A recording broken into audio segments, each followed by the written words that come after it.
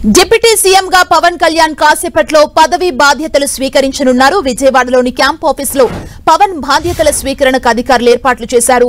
బాధ్యతలు స్వీకరించిన అనంతరం ఐఏఎస్, ఐపీఎస్ అధికారులతో భేటీ కానున్నారు. అలాగే మంత్రిత్వ శాఖలైన Panchayati Raj, rural development, rural water supplies, అటవీ, పర్యావరణం, శాస్త్ర సాంకేతిక శాఖల బాధ్యతల్ని కూడా పవన్ కాసేపట్లో స్వీకరించనున్నారు. బాధ్యతలు స్వీకరించిన వెంటనే ఉదయం 11:30 ఐఏఎస్, ఐపీఎస్ అధికారులతో భేటీ నిర్వహించనున్నారు. మధ్యాహ్నం 12 గంటలకు గ్రూప్ 1, గ్రూప్ 2 అధికారులతో సమావేశం కానున్నారు. 12:30 పంచాయతీ సెక్రటరీ అసోసియేషన్ తో పవన్ భేటీ కానున్నారు. గ్రామీణాభివృద్ధి శాఖ అధికారులతో వివిధ అంశాలపై పవన్ చర్చించనున్నారు. బాధ్యతలు చేపట్టిన రోజే వరుస సమావేశాలతో పవన్ కళ్యాణ్ బిజీగా ఉండనున్నారు. డిప్యూటీ సీఎం గా పవన్ కళ్యాణ్ మరి కాసేపట్లో పదవి బాధ్యతలు స్వీకరించబోతున్నారు.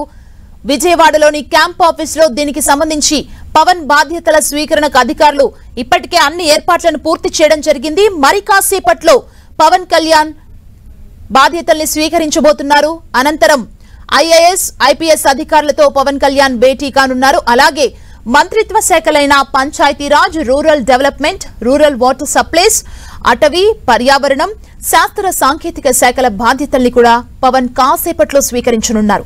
బాధ్యతలు స్వీకరించిన వెంటనే ఉదయం 11:30 ఐఏఎస్, ఐపీఎస్ అధికారులతో భేటీ నిర్వహించనున్నారు.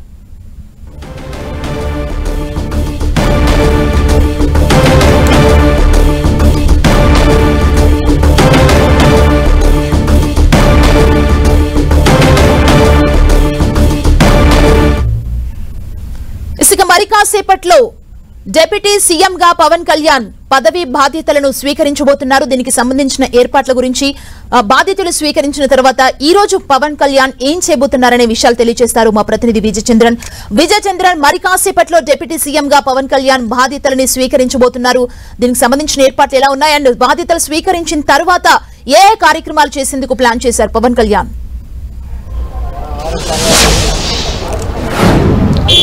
మరి కాసేపట్లో డిప్యూటీ సీఎం పవన్ కళ్యాణ్ బాధ్యతలు స్వీకరించనున్నాడు. ఆయన పర్యావరణ, అటవీ, శాస్త్ర సాంకేతిక శాఖ మంత్రిగా ఆయన ఆ బాధ్యతలు స్వీకరించినారు. క్యాంపు కార్యాలయంలోనే ఆయన బాధ్యతలు స్వీకరించడం జరుగుతూ ఉంది. సాధారణంగా మంత్రి సెక్రటరీకి వెళ్లి తన ఛాంబర్లో కూర్చొని బాధ్యతలు స్వీకరిస్తారు. అయితే ఈ క్యాంపు కార్యాలయంలోనే ఆయన తన బాధ్యతలు స్వీకరించడం అయితే గమనార్హం అని చెప్పచ్చు. సెక్రటరీలో ఆయన ఛాంబర్కు సంబంధించినటువంటి పనులు ఇంకా పూర్తి కానందున ఆయన ఛాంబర్ కేటాయింపు విషయంలో ఏర్పడినటువంటి గందరగోళము, ఆ తర్వాత ఆయనకు కేటాయించినటువంటి కార్యాలయము, దానికి సంబంధించినటువంటి ఏర్పడిన ఆలస్యము, ఈ కారణం చేత ఆయన ముహూర్తము మించిపోతున్నటువంటి ఉద్దేశంతో విజయవాడలో ఉన్నటువంటి గవర్నర్పేటలో ఉన్నటువంటి ఈ క్యాంపు కార్యాలయంలో ఆయన బాధ్యతలు స్వీకరించున్నారు. ఈ నేపథ్యంలో పలువురు ముఖ్య నాయకులైతేనేమి అధికారులు ఆయనకు శుభాకాంక్షలు చెప్పేందుకు రావడం జరుగుతూ ఉంది. ఉదయం 9:30 డిప్యూటీ సీఎం తన ఆఫీసుకు రావడం జరుగుతుంది. 11:30 అంటే ఆయన బాధ్యతలు స్వీకరించిన తర్వాత అధికారులతో సమావేశమవుతాడు. 12 గంటలకు గ్రూప్ 1, గ్రూప్ 2 ఆఫీసర్లతో సమావేశం ఉంటుంది. తర్వాత 12:30 పంచాయతీ సెక్రటరీ అసోసియేషన్ నాయకులతో సమావేశమవుతారు. వారికి సంబంధించినటువంటి సమస్యలు తెలుసుకోవడంతో పాటు వారి ఏవేవి డిమాండ్స్ ఉన్నాయో వాటిని కూడా ఆయన పరిశీలించే అవకాశం ఉంది. దానికి సంబంధించినటువంటి వారు ఏ సమస్యలు ఎదుర్కొంటారనే విషయాన్ని అయితే పవన్ కళ్యాణ్ దృష్టికి తీసుకెళ్తున్నారు. ఆ తర్వాత ఆయన ఇక్కడి నుంచి తన పార్టీ ఆఫీస్కు వెళ్ళడం జరుగుతుంది. పార్టీ ఆఫీస్లో రాత్రి బస కావడం జరుగుతుంది. ఇప్పుడు ఆయనకి ఇచ్చినటువంటి కార్యాలయం ఏదైతే ఉందో, గతంలో మంత్రి బొత్స సత్యనారాయణ ఈ క్యాంపు కార్యాలయం ఉపయోగించుకునేవాడు. ఆ తర్వాత పవన్ కళ్యాణ్కు దీన్ని ఇవ్వడం జరిగింది.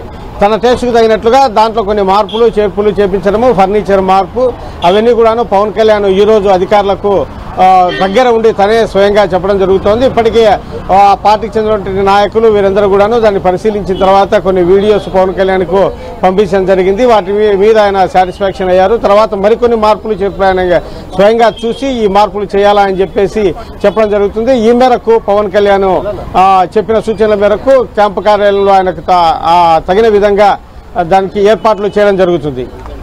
విజయ్ చంద్రన్, అంటే మొదటి రోజు బాధ్యతలు స్వీకరించిన వెంటనే ఐఏఎస్, ఐపీఎస్ అధికారులతో భేటీ అయ్యి వారితో మాట్లాడే అవకాశం కూడా ఉన్నట్టు తెలుస్తుంది. మంత్రిత్వ శాఖ దీనికి సంబంధించి కొన్ని రూరల్ డెవలప్మెంట్ కావచ్చు, పంచాయతీరాజ్, వీటన్నిటిపై కూడా వారందరితో అధికారులతో మాట్లాడే అవకాశాన్ని ఎలా చూడాలంటే మొదటి రోజు బాధ్యతలు స్వీకరించిన వెంటనే పవన్ కళ్యాణ్ పాలనపై దృష్టి పెట్టారనే సంకేతం ప్రజల్లోకి వెళ్తుందనుకోవచ్చా?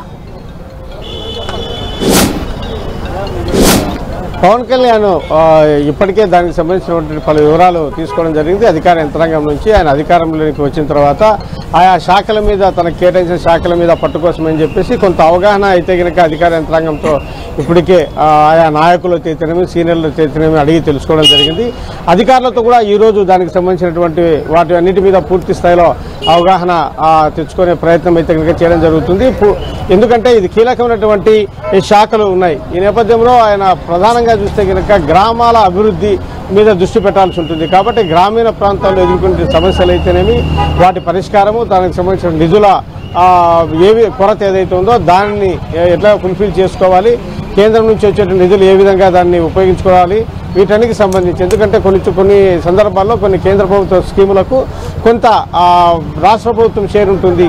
కాబట్టి కేంద్ర రాష్ట్ర ప్రభుత్వాల రెండు సంబంధించినటువంటి షేర్తో కొన్ని స్కీములు అయితే నడుస్తాయి.